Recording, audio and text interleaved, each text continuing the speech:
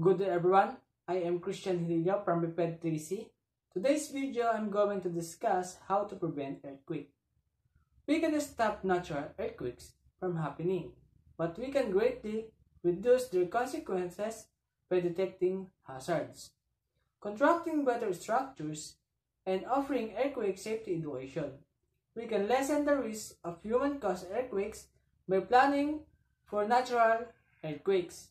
So when the earthquake happens, what should we do? If we feel our ground shake, all we have to do is duck, cover, and hold.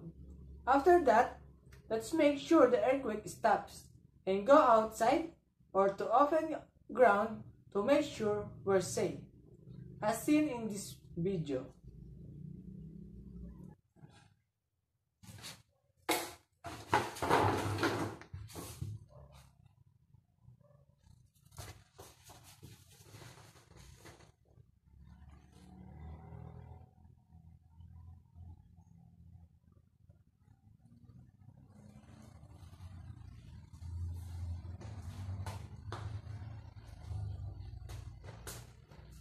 That's all for today.